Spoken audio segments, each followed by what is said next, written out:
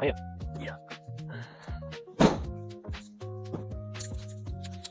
So welcome to my new series where I'm going to be talking about all the stuff I do behind the scenes as a vendor.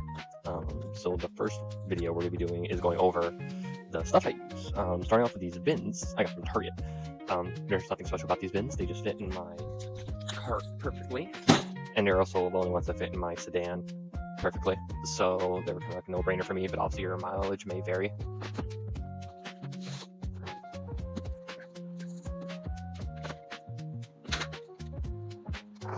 So for sealed, I use this shelf. I think I paid about $80 on Amazon for it. It's collapsible. I can set it up in about 15 seconds. It takes up some space in my car, but it's quick and easy. It holds a good amount of seal. It's sturdy. And at the end of the show, I just lock it back down, take it out, and oh, look at that. It's already all set up. Boop.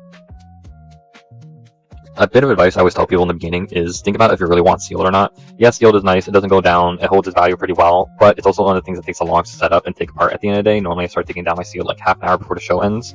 It doesn't move as fast as singles. I like having sealed, but your mileage may vary, so just keep that in mind. So one of the questions I get asked a lot about is my display case.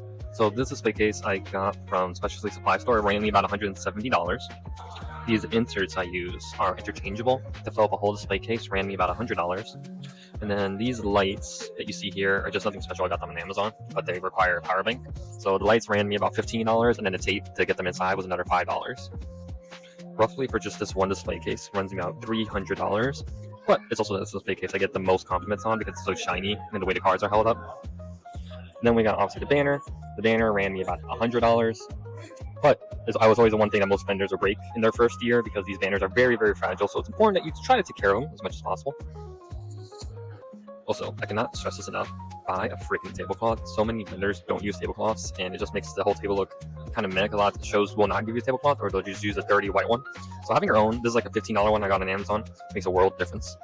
Then lastly, one of my best buddies is this label printer. It's literally like $15 on Amazon, but it's what I use to print out my labels with my pricing. QR code that takes to my social media. So for $15, it cost me like maybe another $15 for about 600 rolls. So overall, it's one of my best. I highly recommend. So lastly, one of the things I'll use is my laptop here. The thing about my laptop is I have an Excel sheet on my laptop with all my inventory, so I can quickly update my inventory during the shows. I'd say one of the mistakes most vendors do is they don't keep track of how much they pay for stuff. So a lot of times they just look at like, oh, I made like $800, cool. But then they spent like $750. So this kind of helps me keep me grounded. So it lets me know like what I absolutely could sell something for. I'm going to take a loss on it or not. It's kind of just like a bookkeeping thing. I like to do it, but highly recommend.